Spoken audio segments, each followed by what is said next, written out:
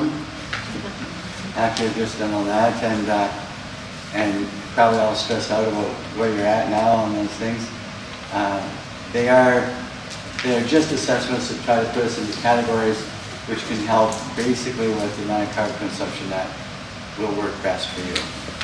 If you get through the sugar and the stress ones, then you can, the very next page talks about possibly moving to the next category. So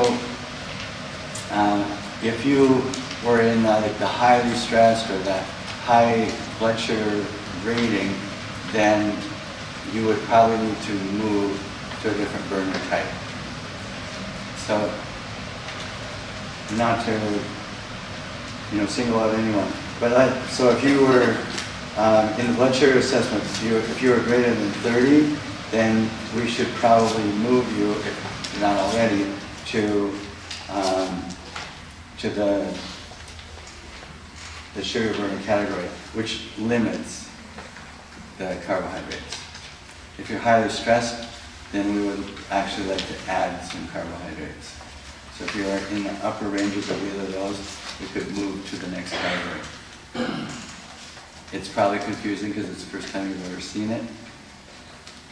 Does that make sense? Was there anyone in the high range of either of those? And you might possibly move? No? Guess not? Everybody's good? Okay, so let's leave it at that for now. So you can certainly look this over again. And so what it did is it identified a metabolic burner type for you. And basically that is virtually identical. It limits carbs depending on the burner type you are. So let's leave that there for a second, and let's kind of back up a little bit. So so this program is not necessarily a weight loss program. It is a hormonal reset program. So what we are trying to do is give our bodies a chance to be normal. And in most of our society, that's not the case. We're trying to be normal. So we need to do certain things for a long enough period to let our bodies calm down and get it figured out. And so the 30 days works really well if we are super clean and we restrict all bad food and that kind of thing, which we're going to get into in a little while. So that's basically what we're trying to do. For many, many people, when you eat real food versus what you may have been eating in the past, people will automatically lose weight just because they're not eating junk. So that's kind of like for sure, virtually everyone does lose weight. But and our goal is to have an ideal body weight for the rest of our lives. So that does include losing weight for most people, but it's not a weight loss program. It is a program to make us healthy, and our bodies just take care of that. We're just naturally an ideal weight, and it's not a thing. It's not anything you have to think about, worry about. It's just not a thing, because you are the ideal body weight, and it's not an issue. Never have to think about it. So many of you, some of you have been in some of the various programs I've had and different nutrition talks. I want to just talk really, really briefly about food history, just so it gives you an idea. Is that noise okay for you guys over there? Can you still hear? Because I'm thinking you might want the heat. So, food history. So I'm going to try to make this brief. We have a limited amount of time. We will talk again. I hope you have lots of questions at the recipe dinner a week from now. So, really quickly, food history. I like you to think about, without going into like a whole lot of detail, we've been on the planet a long time. A long, long time. So imagine a village of people thousands of years ago, and they lived near the shore of a lake, a river, the ocean. There was fresh water. There might have been seawater, and they for sure had to have a source of fresh water. And this is a small group, tribe, whatever, of people, and every day they need to do something to try to survive and eat. And so a predominant amount of the time is trying to survive, and that means finding food. So what food was available to those people? Nothing processed. Absolutely nothing processed. Absolutely nothing processed. Lots of fish, meat that they could hunt, and tubers and things like that they could find, nuts and seeds in season, some fruit in season depending on where you live. So I like to talk about a timeline. Some people think we've been on the planet for about 1.9 million years, depending on what you believe from a religious aspect. Doesn't matter, we've still been on the planet a long, long time. And so there was no processed food. For eons, there was no processed food. It was hunter-gatherer diet. The human organism did just fine on that diet for eons. Most recently, Industrial Revolution, in the last 100 years, 50 years, 20 years, it's gotten worse and worse and worse with products. Companies that are trying to make money, and they produce products that they hope you will buy, and they're trying to have the biggest profit margin possible, and basically making it taste as good as they possibly can, so you buy it. It is not a recipe for healthy food. It just is not. And so, if we live just fine all that time on things that we could hunt, fish, or grow, you see in these more recent times an enormous amount of disease. And the diseases keep growing. If I had any time at all, I could have gone online and picked out given a whole bunch of stats about how much worse it is in the last 20 years, 10 years, 5 years, all that kind of thing. And we pretty much all know what's happening. Overweight and obesity is through the roof, and so there's been a lot of changes. You don't need to read another article. You don't need to listen to a friend who did this or said that. You don't need to read a study. You don't need to do anything but eat real food. The problem with that is it's challenging in our society. So you can basically make the decision, I am going to live a long, healthy, happy, active life for myself and all my loved ones around me, or I'm just going to go along, do the easy thing. I'm going to eat what everyone else is going to eat. I will have disease. I will have pain. I will die sooner. And if I don't teach my kids how to do it properly, it will be even worse for them. It doesn't take, a genius to know that. I think that makes sense to you. So I think the stat is about 10 years old. For the first time in history of man, children are not expected to live longer than their parents. So that was a stat that I used about 10 years ago. It's the same now and worse. So we have all this medicine we have, quadruple bypasses, all that kind of stuff. Even with all of that stuff, they're not expected to live longer than you. And that is because you may have had a semi-decent diet when you were a child, and then it got worse as you got older. They have a horrible diet now, and will continue to have it for their entire lives. They will not live very long. They will have pain and disease, and this is all like known. Not to be like the gloom and doom, but that makes sense, right? Everybody knows that everything's through the roof: diabetes, heart disease, hypertension, cancer, infertility, arthritis. All of those things are just ADHD, Alzheimer's. They're just all of them going through the roof. So one of the best things I could ever do in my life would be to teach one single person, one of you, how to feed your children. Probably if I did that, I could lay on my deathbed and go, yeah, it was okay, I guess. It was pretty good. Remember that one time, there was that person? And so it would probably be worth it, because it is going to alter their lives dramatically. Absolutely dramatically. So, and everyone knows type 2 diabetes is absolutely through the roof and all that kind of thing. So, children are not going to fare well. And it horrifies me to see how ignorant or uninformed parents are dealing with their children. So it's a thing, it really is. So if we accept the fact that we should, as the human organism, be eating food that is just natural, that is found in nature, then, and I think that's a pretty easy assumption for you, if we can accept that, then we know that we should do that. And so now we just have to do it. We just have to find a way to do it. Here's the problem. Virtually all of you, like virtually every single individual in this room, is addicted to sugar. And that may surprise you, or you may accept it. I don't know, but you are. And so I could say sugar, or I could say carbohydrates.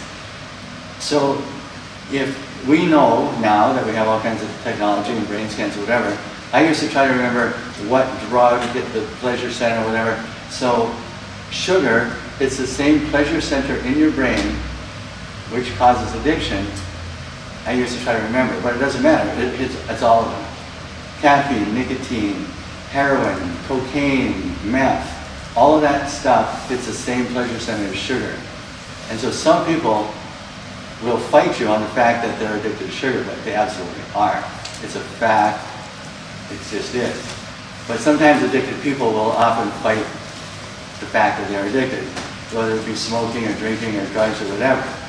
So if we know what we should do, getting there can be somewhat challenging. And that's what this program is about. That's where this will help you. We can say, oh, go do this, go do that, whatever. This is what we need to do. This is what we need to do to break the sugar addiction.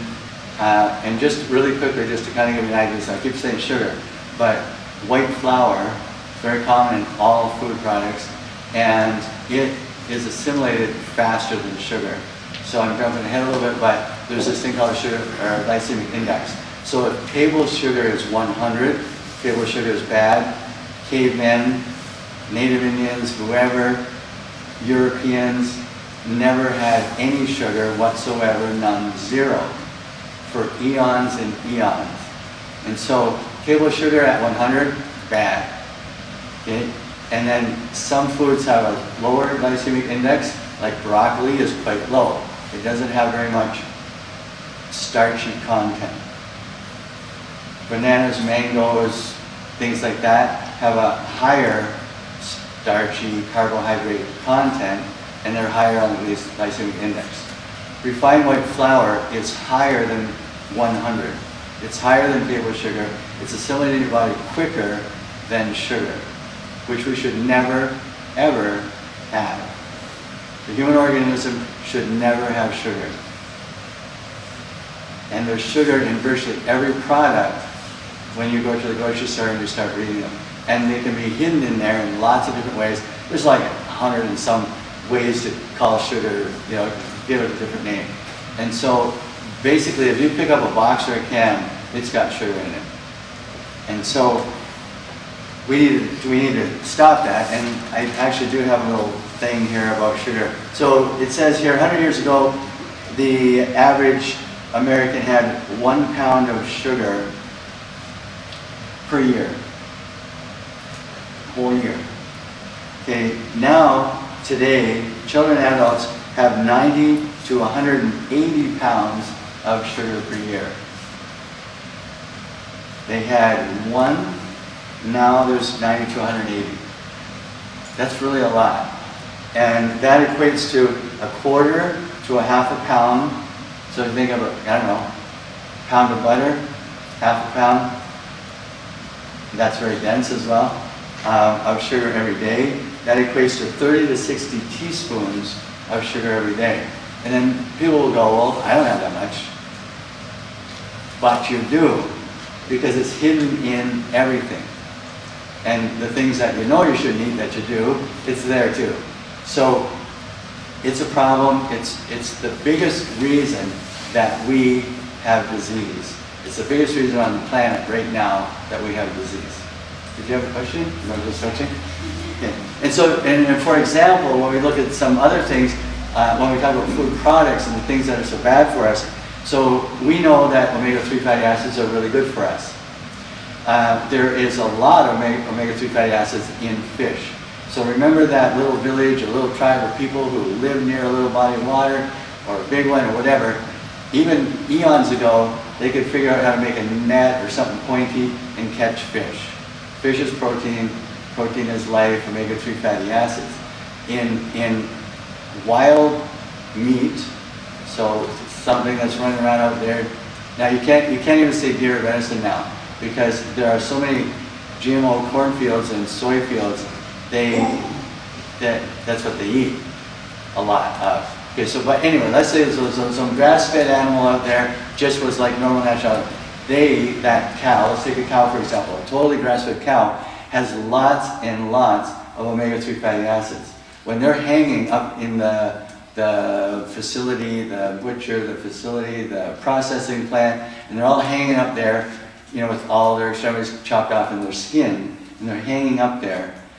A grass-fed cow is mostly red, as you would expect. There's mostly muscle, you're seeing muscle, and then a little bit around the back and a little bit here and there is yellow fat. Mostly red, a little bit of yellow fat. Then the rest of the cows that have been grain-fed, they are solid white. You can't hardly find any red. They're just covered in white fat. So the omega-3 fatty acids from healthy meat and the grain-fed meat has very few omega-3 fatty acids in them, and they chemically are different. They have more omega-6 fatty acids. So omega-6 fatty acids are largely from grains. It may surprise you, but humans are not supposed to eat grains. So that village out there, they didn't really have grains. If they ran across like a couple stalks of something, that's what it was. It wasn't a field full of it, and it wasn't genetically modified, and it wasn't covered in pesticides and herbicides and Roundup Ready, all that kind of stuff. So it's just very much different. 100 years ago, a person had 1/3 of an ounce of soy oil. Today they have 22 pounds of it in a year. So soy oil is horrible for you. Vegetable oils, which people try to tell you is good for you, marketing, all that kind of stuff, is really bad for you. So grain-based oils, products produced, they are very high in omega-6s, and we're supposed to have a 1-to-1 balance, and now most Americans are 1-to-20. It's really bad. So, just a couple examples, and since I'm right there, and so this is horrible. So 85% of Americans are deficient in vitamin D3. So again, coming from things like fish, certain fats, healthy fats, 85% of Americans are deficient in it. It's a big deal. Vitamin D3 is, now they know it is actually a steroid hormone, and it does all kinds of stuff. It's not just a vitamin. It's really important. And then magnesium, 80% of Americans are deficient in magnesium. Where does that come from? Vegetables. And so these things are very, very important to us functioning properly, and then we're super, super deficient in it. So it's really easy. All we need to do is eat real food. So I want to get off that topic and move on, and I hope that it made sense to you, and you believe that eating real food is going to make a difference. Was it Socrates who said, let food be your medicine? So that is what we're supposed to do. We're supposed to eat food and nothing else. Okay, so one of our problems, so sugar is a big thing in products. It's everywhere now, and it is basically the entire sole cause of disease. It makes us inflammatory. An inflammatory process is usually the initial state of any disease. So many people around America, we think of inflammation like, I don't know, you bruise your shin and it gets inflamed or something. Okay, our body, if you sprain your ankle, it gets inflamed, that's great. It's doing what it needs to help us heal. We do not want inflammation all over our body, like in the interior of our body, in our arteries, our organs, like systemically inflamed. It is a big deal. It causes lots of problems. And so when we eat real food is is anti-inflammatory, and it has lots of antioxidants and things that we need to just be the way we're supposed to be. So again, just real food. In our society, we have this thing called confirmation bias. And so we were told for 25 years that saturated fat will kill you, you'll get heart disease and die. It was a lie. And so I'm not sure how many people know that yet. It's really public knowledge now, but not everybody knows or hears or learns that kind of thing. And you have to, so we all understand that if someone stands to make a lot of money, they might do something a little bit unethical. So we know that those kind of things happen in our society, and many of the like our food pyramid, all that kind of stuff is absolutely wrong. And so if we say accept all that, head down the right path, our goal now is to try to fix the damage that's being done. And it is damage.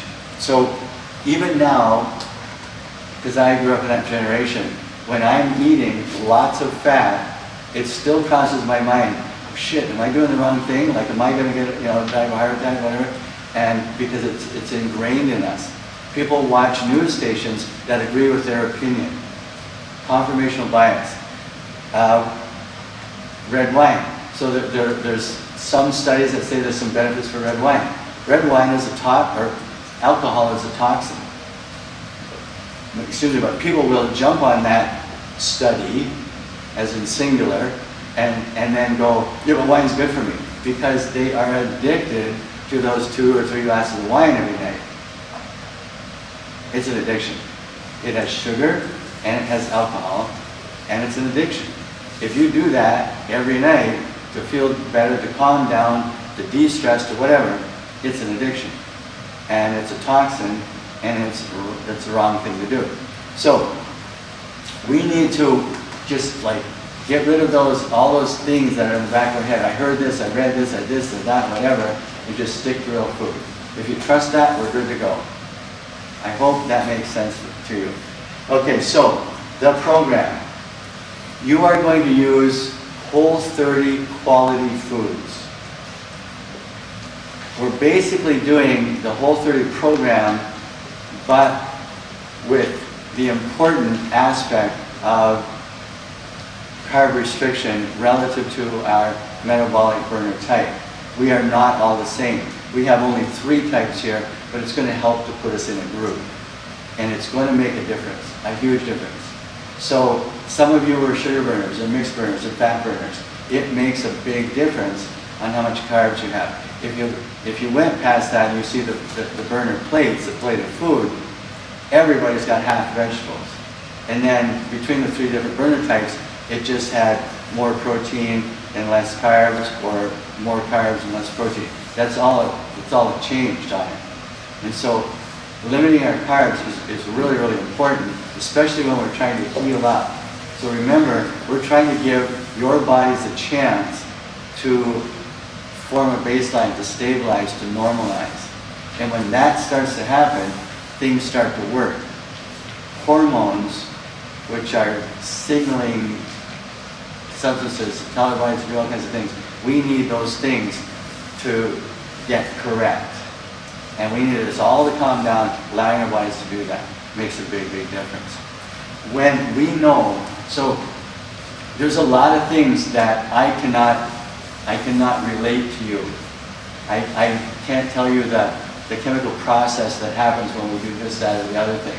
But I can tell you that tens of thousands of people have done this particular diet and rave about the changes. I've been doing fitness weight loss for a long, long time, over a decade, and I see it all the time. People suddenly don't have the allergy they had before. They feel better, they feel more energetic, they can sleep for the first time. There are all kinds of things that happen commonly. Restless leg syndrome went away. All kinds of things, allergenic stuff, lung stuff, eye stuff, ear stuff, like just all kinds of things just change. Things that you didn't know were caused by what you are eating. One of the biggest changes is our gut health, our microbiome, our digestion and elimination. This is a big thing. Many people think that what they are accustomed to each and every day is normal, or they can handle it, so whatever, they just live with it. It is not normal, and digestive issues are one of the big things to go away. Now, while I'm on that subject really quickly, when we have, so if you're eating, McDonald's all the time, or you're eating a lot of processed foods and, white flour and everything, and chemicals, all that kind of stuff, your microbiome, the trillion of cells that make up your microbiome, bacteria, they are not ready to digest raw broccoli. Okay, so a lot of people, when they have raw vegetables, for example, just like night and day switch, they're going to not digest it well. They're going to have gas, they're going to have bloating, whatever. And then they might think, okay, this is bad for them, or whatever. You need to give your microbiome, you need to give those trillion of bacteria a chance to alter. So what you put in your stomach, it will adapt to that. You need to give it a chance to alter so that it will digest the broccoli and cauliflower, whatever, without bloating and all that kind of thing. Makes sense? I just want to hit that while we're there. So one part of your homework this weekend, there's a bunch of stuff this weekend. You are going to go to whole30.com and you're going to just check that out. It is very simple. The guidelines are you eat real food and nothing but real food. It has some lists of restrictions. You are not going to eat any dairy, beans, things like that, legumes, no carbohydrates, like no starchy carbohydrates, no grains. Many people think that they're totally fine with grains. Like, I can eat grain, whatever, and they're totally fine. But they have digestive issues that are challenging for them, but they just live with it. Grains will make a difference. And there's lots of controversy about why. And so, not everyone has celiac disease, but why is it that when people take grains out of their diet, many people suddenly have all kinds of things clear up? It may be that our grains are not the same as they were 10,000 years ago. It may be that the grains are totally covered in glyphosate, which is showing up in food and in babies and all kinds of bad stuff. And so, for whatever reason, I don't care. We know that when we do that, we are better. So I can't tell you if you put your hand on a hot stove, I cannot tell you why we feel pain. I can't tell you that. But we all accept the fact that there's a process by which we feel pain. We can easily accept that. So when we see tens of thousands of people achieve something, we can then accept that there's something there, even though I can't explain it exactly, or I'm not a PhD in biochemistry or whatever, I can still accept that that's true and it's working. So there are no grains, there are no legumes, high digest, phytates, anti-nutrients, there's no soy, there's no soy milk, there's no almond milk, there's no products, there is no products. Are you scared now? So we can do this. So you're going to read the Whole30. You're going to see what foods you're allowed or not allowed. It's going to give you a sense of what you can do. Then you now go to, there's one of our past members was on Facebook talking about the cost of healthy food. Remember giant corporations that are trying to make money and they don't really care about us that much? So they take a few cents of a raw ingredient, they add all kinds of chemicals, puff it up, color it up, do all kinds of stuff, preservatives, whatever. Now it's all fluffy, it's in this box that costs $4 or $5. It started out as about 3 cents. And so they're making money by selling this stuff to us. I often joke that when most people come out of the grocery store with a cart of stuff, come up to the checkout,